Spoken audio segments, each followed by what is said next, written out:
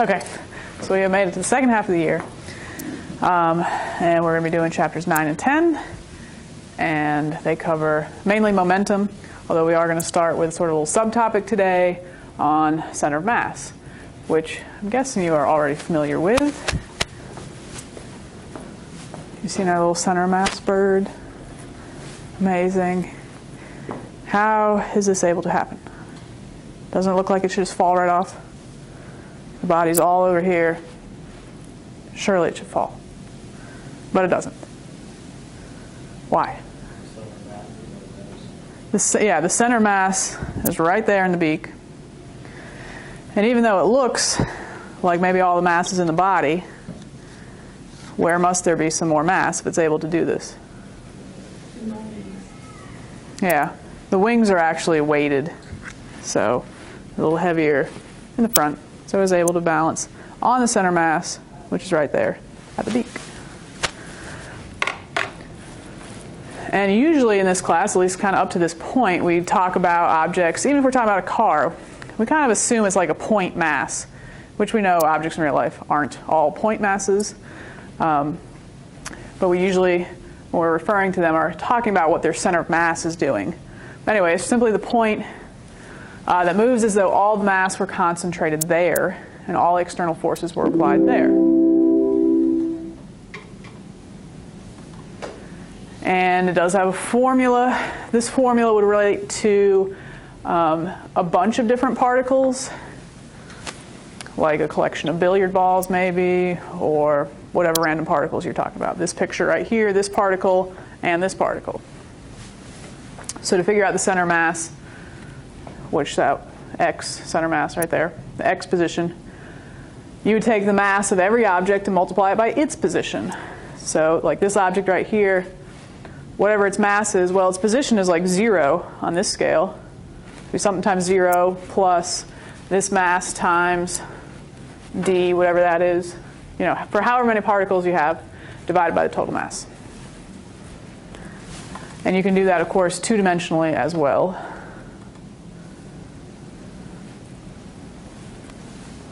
So you're always dividing by the total mass, and you're going to sum the mass times location for every particle in whatever dimension you're talking about, x, y, z. And then dig out your book. All right, Daniel, you get first one. All right, so the figure at the top of the page there, so it shows a uniform square plate from which 4 identical squares at the corners will be removed.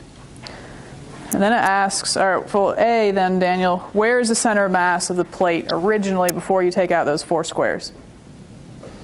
In the middle? Yeah, right smack in the middle, in the origin. All right, for the rest, it says answer in terms of quadrants, axes, or points.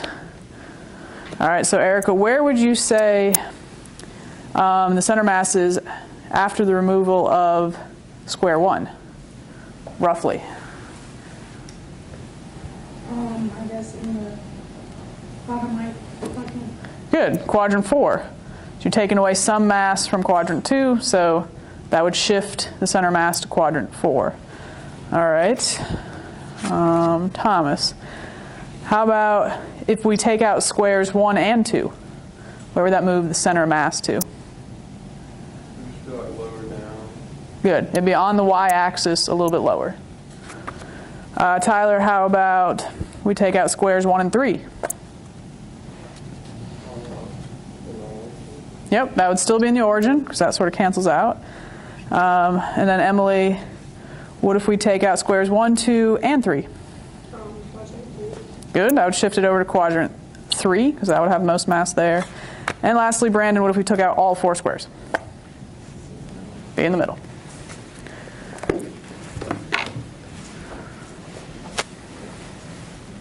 Okay, so first example problem. You look at the picture first. We're trying to find the center of mass of this system where we have particles 1, 2, and 3, although each with a different mass.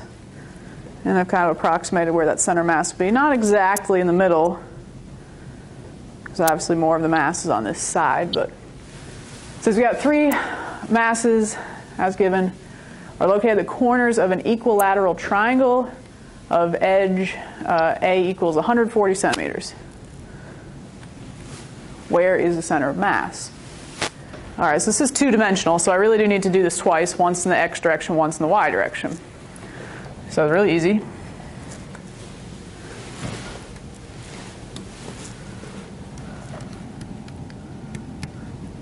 What do we divide by?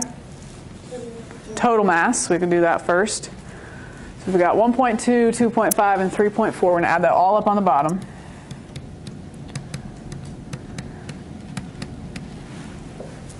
And then we're going to also take each mass and multiply by its x location, not y, but x first. So what is the x position of mass 1? 0. So of course that would be 0 anyway. Mass 2, what did they say its location was?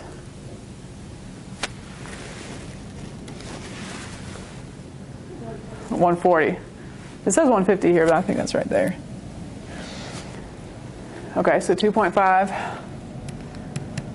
times 140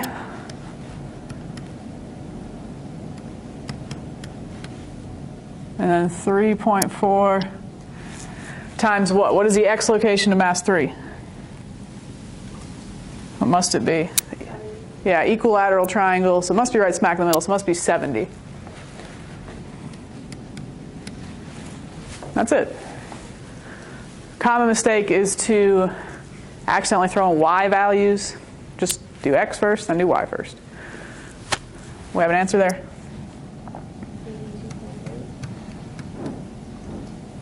52.8? 82.8.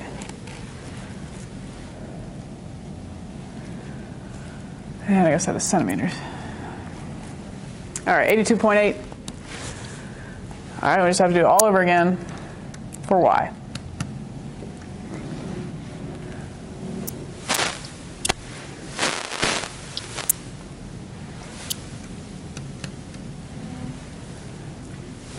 I think that's the right total. So again, what is mass 1? What is mass 1's y location? 0. Okay, so we don't even care about that. What is mass 2's y location? 0. So we don't even care about that either. But we do need to figure out mass 3's y location. And while we can kind of just look at the picture and say, okay, well, that's 100, 110, 120. It looks like 120. It's not exactly 120. How can we figure out what it should be exactly? Knowing that it's an equilateral triangle.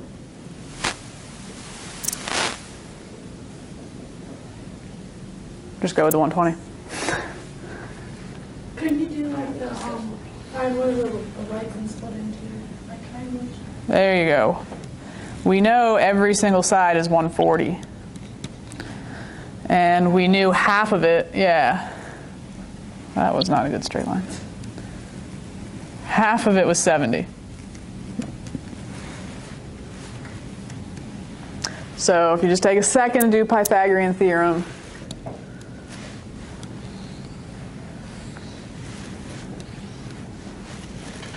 where our hypotenuse is 140, so we got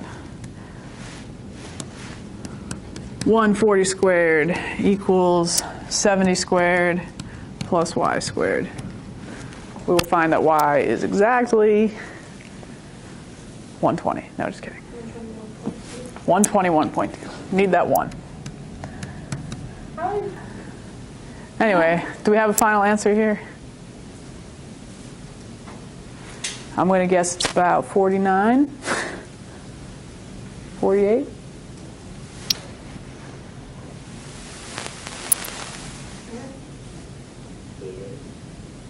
Yeah, the 50's. Oh, good. Thank you. 50's on there. 58. Okay, that makes sense. So final answer is 82.8, comma 58.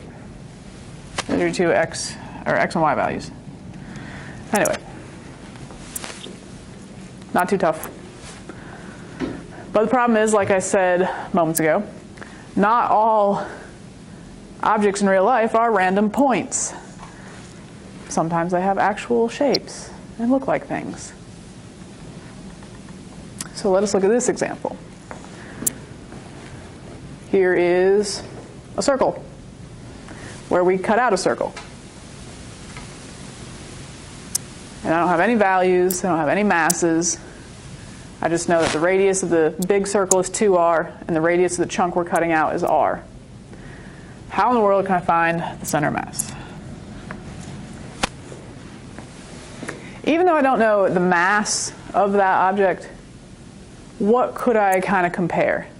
It does say it's like a uniform circular metal plate. So that would sort of mean a uniform density, not like one part of it's going to be heavier and the other part's lighter. I can compare area. I can say it's not the exact mass, but the ratios of their areas should relate to the ratios of their masses. So instead of dealing with mass, I'll deal with area.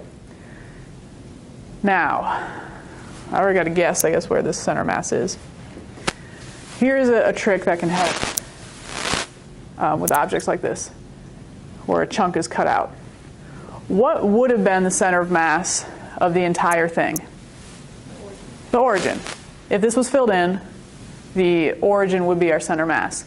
So we can actually think of this as a problem where we say, okay, the whole thing, its center of mass is sort of like the center mass of the little piece. And this chunk added together, like our formula. So instead of treating these as the individual, well, we are going to treat these little pieces as the individual particles. The reason why we can do that is because we do know the center of mass of the whole thing. The center of mass of the whole thing was 0. So we'll start with x. Well, the x center mass is 0. And that would have equaled, you know, this part plus this part.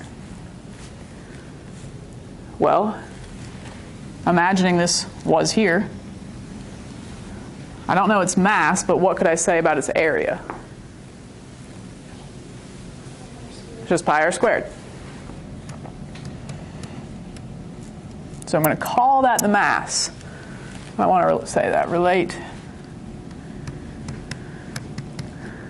area to mass. And what is the center of mass, which again we're sort of assuming this whole particle is located at a point, even though it isn't. But if we assume the whole particle is at a point, where would its center of mass have been? Just this little circle. The center mass is in the middle of it. Where is that? At the bottom of the shown R. More specifically? R. Negative r. So this x location is negative r. So that's, I'm calling particle 1 this, as if all its mass were concentrated right there.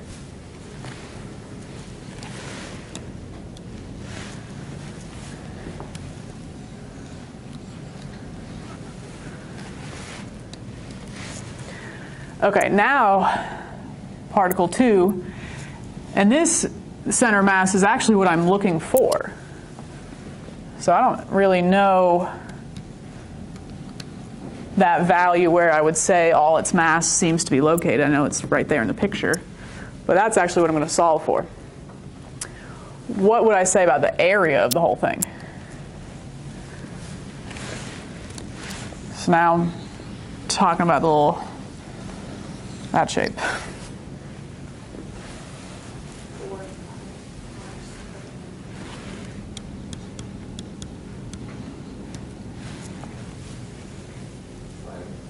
Minus this chunk.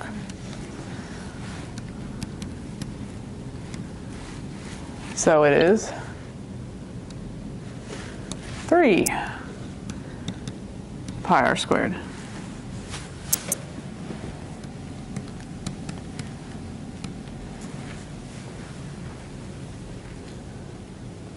And again, so its mass times its, one location, which would be its center of mass. And that's what I'm trying to find. What should go on the bottom? Total area. Yeah, total mass or total area, which we just said was the 4 pi r squared. Okay. But interestingly, that's kind of irrelevant anyway, because you're just going to multiply that times 0 if you want to multiply the denominator over. So you just end up with 0 equals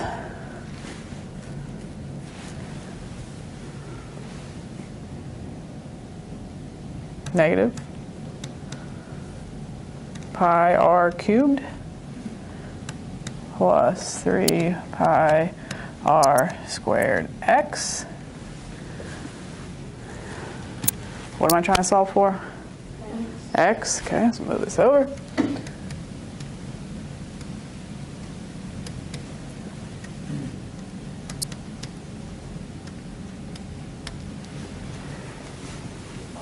And divide.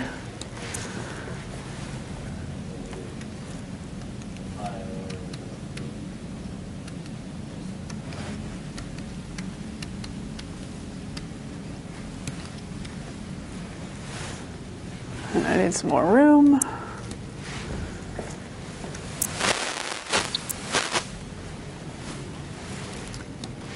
And so, yeah, I get an R on top and a 3 on the bottom. So I get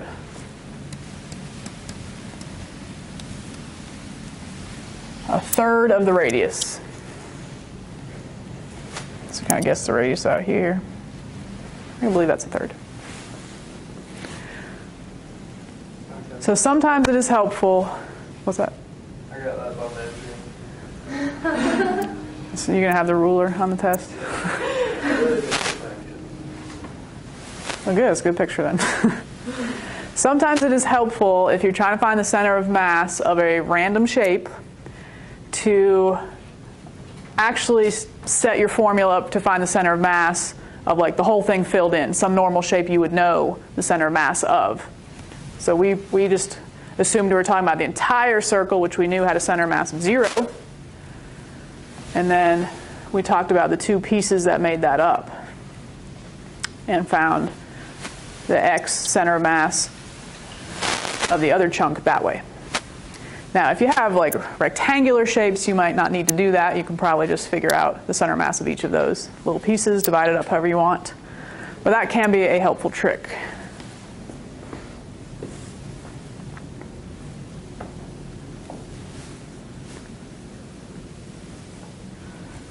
Okay, so Newton's law, of course, applies to a system of particles as well. A common example would be like billiard balls, and I will have you do your next video lab with ideally billiard balls or tennis balls or something you can collide. But even though you might have different balls going off in different directions at different speeds, overall the center of mass, the acceleration of the center of mass would relate to the net external force. And any internal forces that are happening, any contact forces between the balls don't affect the center of mass. So imagine a pool stick strikes a cue ball, which strikes the 8 ball. If the system is the cue ball and the 8 ball, what was the external force that was acting on this system? The pool stick itself.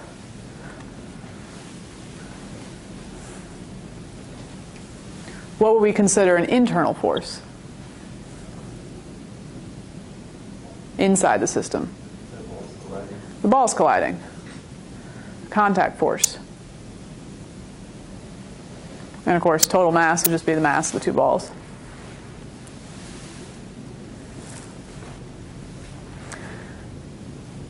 So after the cue ball is hit, after our external force has acted, what moves at constant velocity, even during the collision? Because during the collision, that cue ball is going to slow down for a little bit, and then the 8 ball is going to accelerate for a moment while they're in contact. But the entire time, what do you think moves at constant velocity? The center of mass. All right. and 194.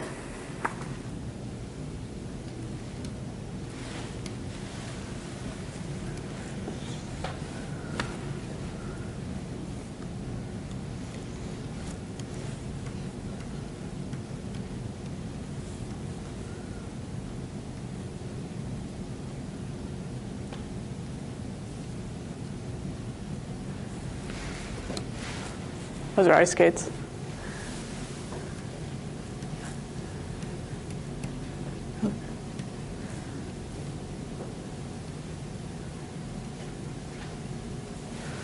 Okay. Here's our scenario. Checkpoint number 2. It says 2 skaters on frictionless ice hold opposite ends of a pole of negligible mass. An axis runs along the pole, and the origin of the axis is at the center of mass of the 2-skater system. One skater, Fred, weighs twice as much as the other skater, Ethel. Fred is on the left. Here's the middle of the stick, where, relative to that, is the center of mass. To the left. So let's call that center of mass. So, where do the skaters meet if, and this is going to Wes, where do the skaters meet if a Fred pulls hand over hand along the pole so as to draw himself to Ethel? Where will they meet relative to this point?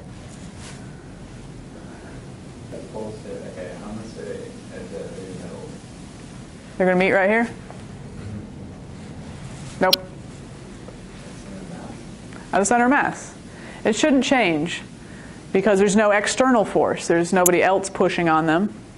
They're part of the system. They're providing their own forces on each other. Now, as he pulls, since he's heavier, he's probably just going to move, a little bit as Ethel gets dragged on, like a little more at a time. And so they'll meet, of course, closer to him. So they still meet at the center of mass.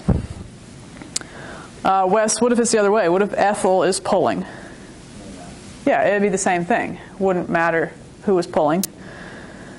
And what if both skaters pull hand over hand? Wes? I guess the center of mass, yes. Again, reasoning is there is no external forces, so there's no reason the velocity of the center of mass should change. Even though the objects in it are moving, the velocity of the center of mass stays the same and stays where it is. Location stays where it is too. So similar formula if we want to talk about the velocity of the center of mass. Again, of course, you could have had a collision or maybe an explosion where you have particles going in every different random direction. So if you took the velocity of each particle times its mass, divided by the total mass again, you would come up with the velocity of the center of mass, which should not be changing if there is no external force.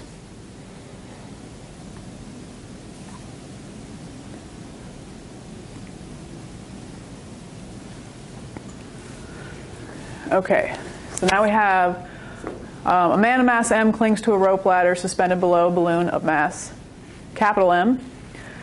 The balloon is stationary with respect to the ground. If the man begins to climb the ladder at speed v with respect to the ground, in what direction and with what speed with respect to the ground will the balloon move?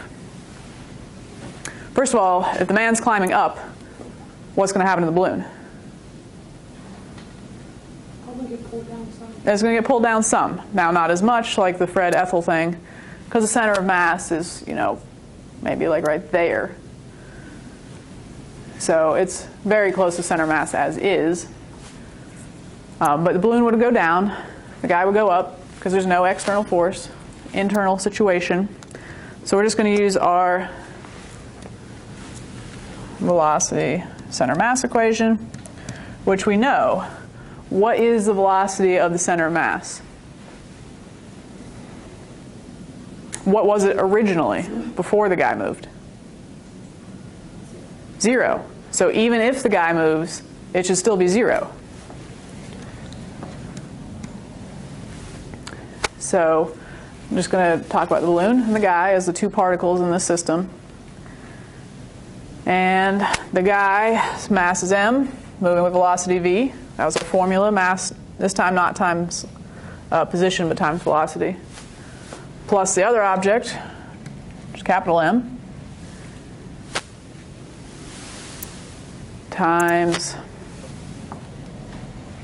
I'll call it v, balloon. That's what we don't know.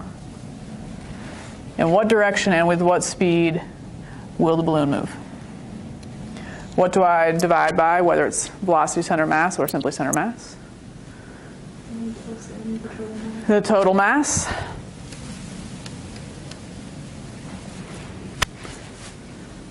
Which again does not really matter because we're just going to go ahead and multiply that by 0.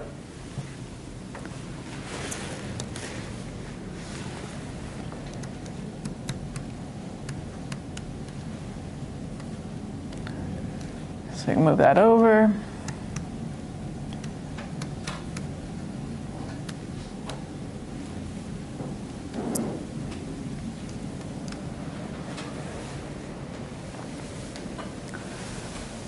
And our answer would be?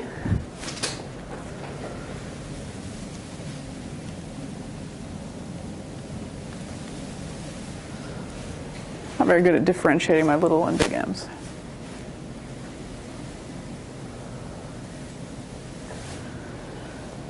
So it will move with that original speed, but with a ratio of little m to big M. What does the negative sign mean? Down. So, and this is a vector equation. I know a lot of our energy equations were not vector equations, but this is a vector equation. So this negative sign should, of course, mean down. And any momentum stuff that we do will definitely be a vector equation.